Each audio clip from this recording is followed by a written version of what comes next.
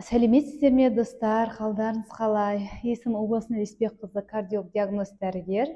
Бүгін кардиологиядағы аса маңызды тақырыптардың бірі миокард инфаркты туралы талқылайтын боламыз. Бүгінгі видеода миокард инфаркты дегеніміз не?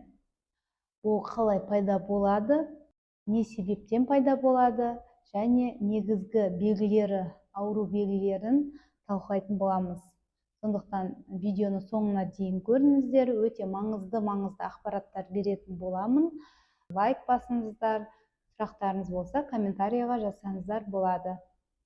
Ал тақырыбымызды бастайын. Миокард инфаркты ол жүректің бұлшық етінің өлеттенуі, ғылыми тілде некроздалуы. Жүректің бұлшық еті, жүрек білесіздер, 3 қабаттан тұрады, яғни перикард, миокард және эндокард. Сол миокардқа, яғни бұлшық етті қабатына қан тамырлары арқылы, коронарлық қан тамырлар арқылы толық қанның, яғни оттегінің жетіспеушілігінен жүректің белгілі бір локациясы, яғни жергілікті бір жері, оттегі мен қоректік заттар бармай қалып, соның нәтижесінде некрозға ұшырайды. Некроз деген, яғни өлеттену.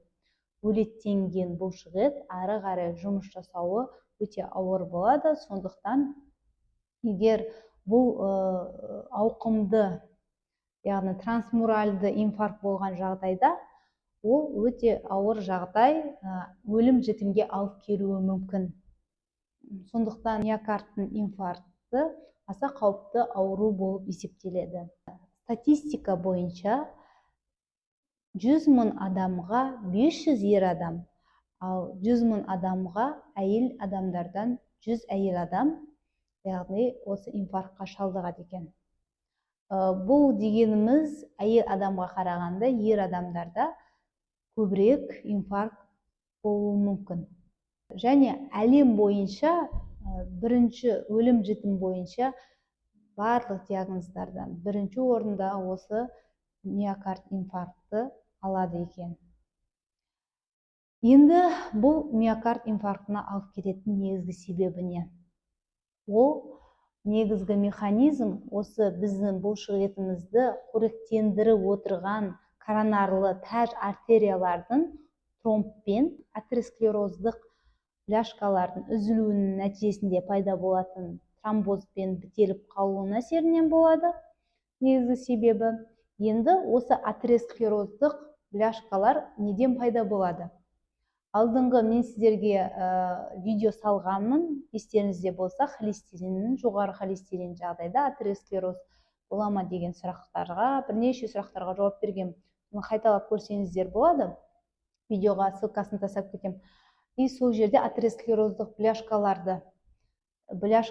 осы холестериннің жоғары болуы атеросклероздық бляшкаға алып келеді.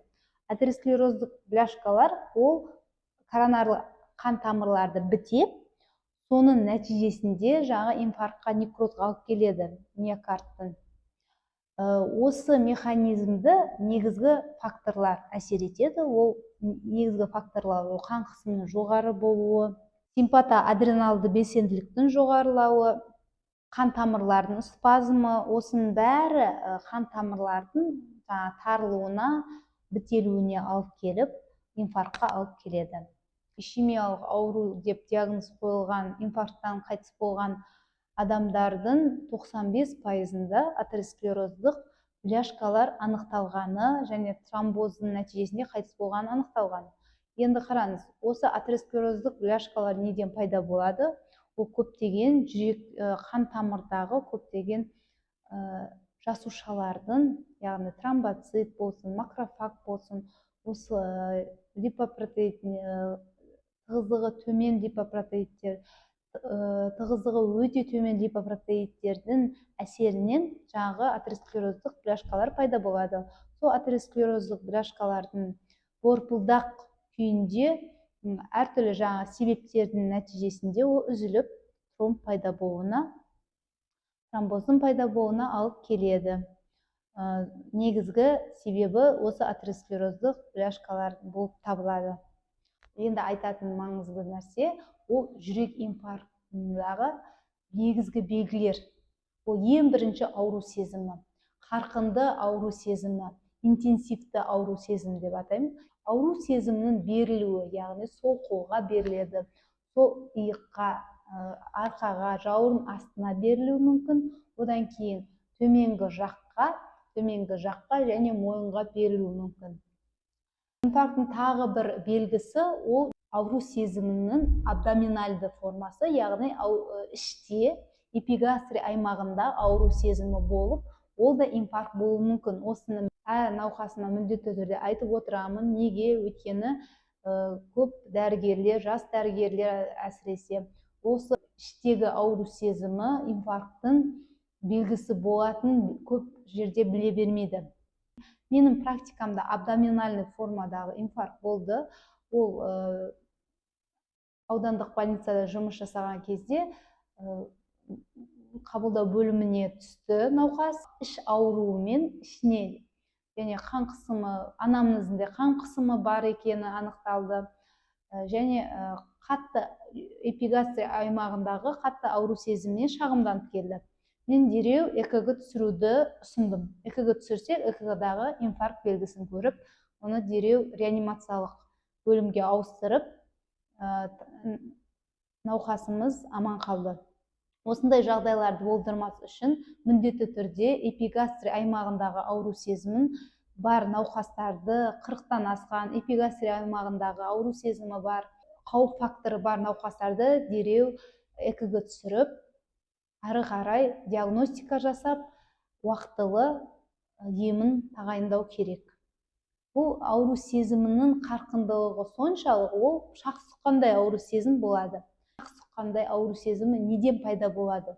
Бұның механизмі, яғни жаңағы некроздалған жерде бөлектеніп жатқан клетка бірден некроздалмайды ғой, оған дейін қышқылдану процесі жүреді. Біздің ағзамыз сондай биохимиялық орта, неше түрлі процестер жүріп жатады. Қышқылдану процесі жүреді, көптеген пирогендер бөлінеді, и сол ауру сезімін шақырады.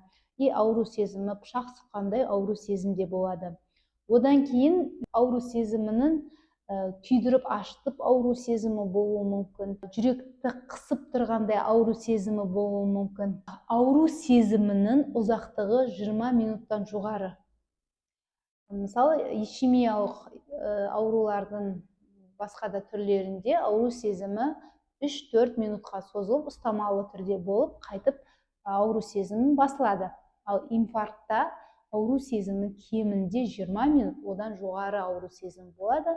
Бұл инфаркттың бір белгісі болып есептеледі. Науқаста суық, мұздай суық тер шығады. Науқас өзін әлсіздік сезінеді. Өліп қаламын деген ой пайда болады, сезім пайда болады науқаста. Жүрек айну, құсу симптомдары болады. Ентігу, мазасыздану, бұл да бір белгісі болып есептеледі. Қан қысымы тұрақсыз болуы, яғни жоғары қан қысымда болуы мүмкін, немесе қан қысымының төмендеп кетуі де болуы мүмкін.